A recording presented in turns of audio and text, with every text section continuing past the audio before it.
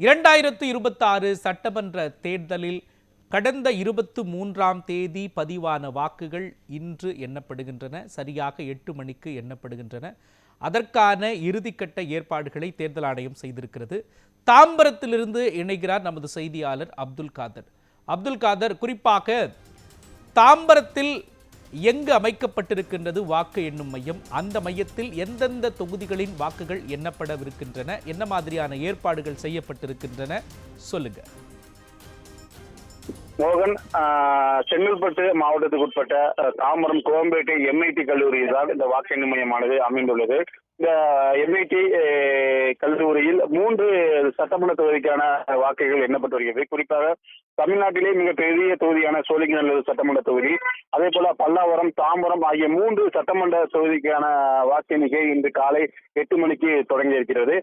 இதற்காக வாக்கு எண்ணுவதற்கான அந்த அரசியல் கட்சி முகவர்கள் தற்போது காலை 5 மணி முதலே தற்போது அந்த வாக்கு எண்ணும் மையத்தில் குவிந்து வருகின்றனர். அந்த காட்சிகளை நாம் தற்போது பார்த்துக் கொண்டிருக்கிறோம். குறிப்பாக சொல்ல வேண்டுமானால் அந்த வாக்கு MIT கல்லூரி வாக்கு எண்ணும் மையத்தில் தமிழகத்திலே மிகப்பெரிய தொகுதியான சோழிங்கநல்லூர் சட்டமன்ற தொகுதி, குறிப்பாக 5,53,905 வாக்குகள் கொண்டு இந்த தொகுதிகள் 80% வாக்குகள் அந்த பதிவாகினது. குறிப்பாக 4,45,279 வாக்குகள் பதிவான தமிழகத்தில் மிகப்பெரிய சட்டமன்ற தொகுதியாக இந்த தொகுதி கருதப்படுகிறது. இந்த தொகுதிக்கான வாக்கு எண்ணிக்கையும் கோயம்பேட்டை MIT கல்லூரியில் தான் நடைபெறுகிறது. அதே போல அடுத்ததாக பல்லாவரம் சட்டமன்ற தொகுதியில் 3,36,963 வாக்குகள், இங்கே 83% வாக்குகள் பதிவாகியுள்ளது. குறிப்பாக 2,81,816 வாக்குகள் இங்கே பதிவு செய்யப்பட்டுள்ளது. அதே போல தாம்பரம் சட்டமன்ற தொகுதியில் மொத்த வாக்குகள் 3,30,060 வாக்குகள் கொண்ட இந்த தாம்பரம் சட்டமன்ற தொகுதியில் 83.92% வாக்குகள் பதிவாகியிருந்தது. குறிப்பாக 2,76,991 வாக்குகள் பதிவாகிய நிலையில் தான் தற்போது இந்த 3 சட்டமன்ற தொகுதிக்கான வாக்கு எண்ணிக்கை இந்த குளம்பேட்டை MIT கல்லூரியில் நடைபெற்று வருகிறது. குறிப்பாக MIT கல்லூரியில் நடைபெறும் இந்த சோழிங்கநல்லூர் சட்டமன்ற தொகுதியில் தபால் வாக்கு எண்ணிக்கை மேசை 4 அமைக்கப்பட்டுள்ளது. அதே போல மொத்தம் வாக்குச்சாவடிகள் எண்ணிக்கை இங்கே 703 என்பதால் மின்னணு வாக்கு எண்ணும் மேசையானது 24 சுற்றுகள் அமைக்கப்பட்டு மொத்தம் 30 சுற்றுகள், அதிகபட்சமாக 30 சுற்றுகள் எண்ணப்படும் என தெரிவிக்கப்பட்டுள்ளது.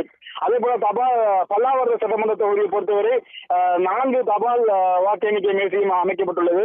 அதே போல மொத்தம் 468 வாக்குச்சாவடிகள், இங்கு 14 வாக்கு எண்ணும் மேசைகள் அமைக்கப்பட்டு மொத்தம் 34 சுற்றுகள் பல்லாவரம் சட்டமன்ற தொகுதியில் முடிவுகள் தெரிவிக்கப்பட்டுள்ளது. அதே போல தாம்பரம் சட்டமன்ற தொகுதியை பொறுத்தவரை மொத்தம் 465 வாக்குச்சாவடிகள் உள்ளது.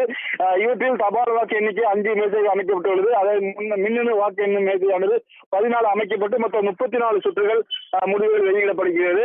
தொடர்ச்சியாக 3 சட்டமன்ற தொகுதிக்கான முகவர்கள் தற்போது வண்ணம் இருக்கின்றனர். தற்போதுதான் சரிபார்க்கப்பட்டு செல்போன் உள்ளிட்ட எந்த பொருட்களையும் உள்ள எடுத்து செல்ல அனுமதிக்கப்படவில்லை.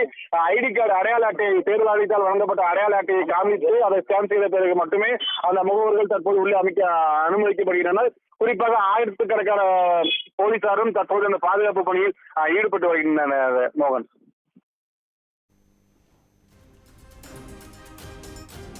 விவரங்களை முழுமையாக வழங்கியதற்கு நன்றி அப்துல் காதர்.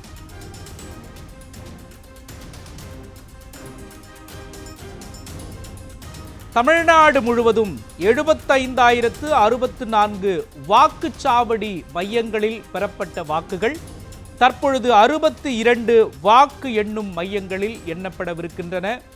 இறுதிக்கட்ட ஏற்பாடுகள் செய்யப்பட்டிருக்கின்றன.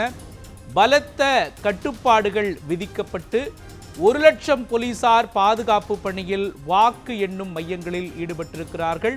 குறிப்பாக டாஸ்மாக் கடைகள் மூடப்பட்டிருக்கின்றன.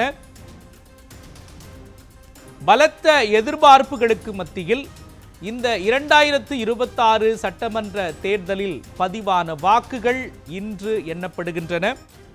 சரியாக 8 மணிக்கு முதலில் தபால் வாக்குகள் எண்ணப்பட இருக்கின்றன. அதனைத் தொடர்ந்து 8:30 மணிக்கு ஸ்ட்ராங் ரூமில் வைக்கப்பட்டுள்ள எலக்ட்ரானிக் ஓட்டிங் மிஷின் EVM எந்திரங்கள், அதாவது வாக்குப்பதிவு மின்னணு வாக்குப்பதிவு எந்திரங்களில் பதிவான வாக்குகள் காலை 8:30 மணிக்கு எண்ணப்பட இருக்கின்றன. இந்த தேர்தல் மிகவும் முக்கியத்துவம் வாய்ந்த அனைவராலும் எதிர்பார்க்கக்கூடிய ஒரு தேர்தலாக மாறி இருக்கக்கூடிய சூழலில் காலை முதலே வாக்கு எண்ணும் மையங்களில் அரசியல் கட்சியினர் குவிந்து இருக்கிறார்கள். அந்த காட்சிகளை நாம் பார்த்து வருகிறோம். குறிப்பாக தமிழ்நாடு முழுவதும் 62 வாக்கு எண்ணும் மையங்களில் இருந்து துல்லியமான விவரங்களை வழங்குவதற்காக நமது செய்தியாளர்கள் தமிழ்நாடு முழுவதும் காத்திருக்கிறார்கள். விவரங்களை துல்லியமாக வழங்குவதற்காக சென்னையில் தலைமை அலுவலகத்தில் நமது நியூஸ் 7 தமிழ் குழுவினர் தயார் நிலையில் இருக்கிறார்கள். நொடிக்கு நொடி துல்லியமான விவரங்களை வழங்குவதற்காக நியூஸ் 7 தமிழ் குழு தயாராக உள்ளது.